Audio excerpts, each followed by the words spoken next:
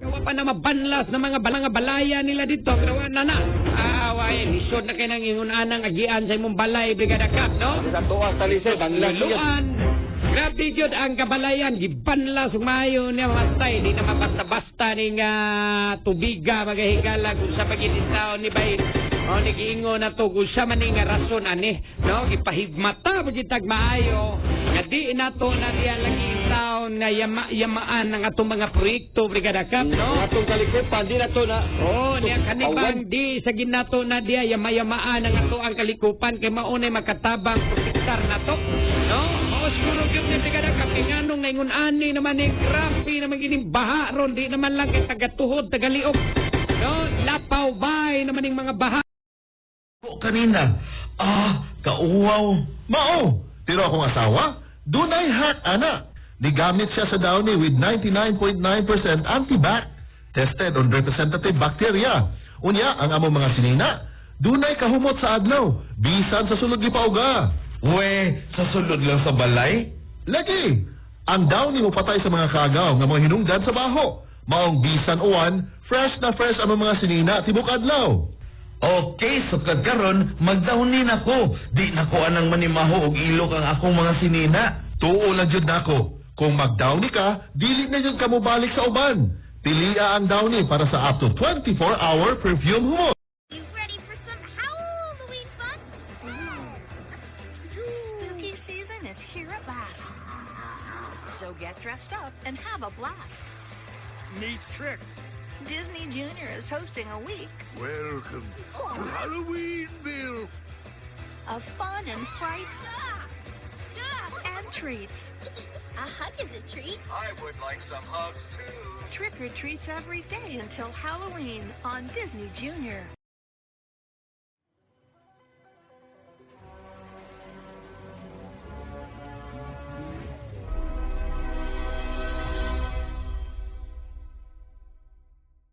Sibong magtuto.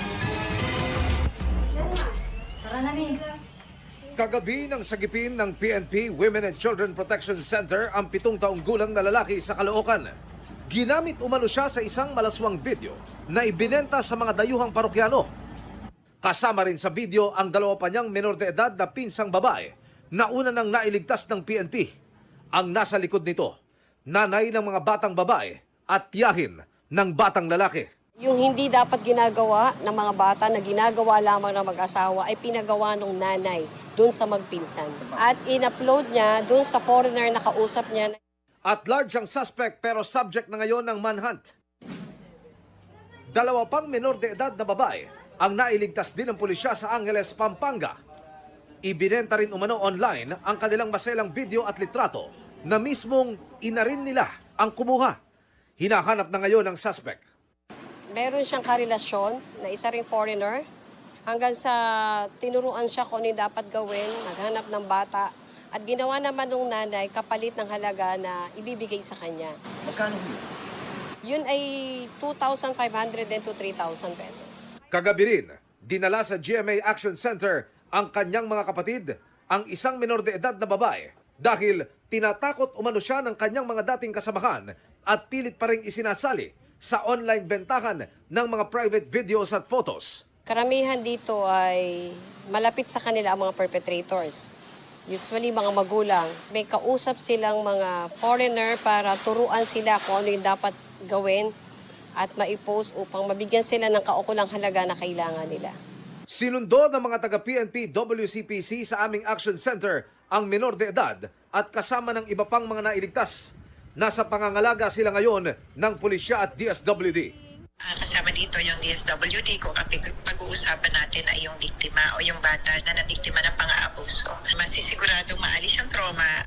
Kung meron po kayong nalalaman na naabuso o maaring kayo po nakakaramdam ng pang-aabuso, maaari niyo po kaming tawagan sa 0966 725-5961 at 0920-907-1717. Para sa GMA Integrated News, Emil Sumangil, nakatutok 24 oras.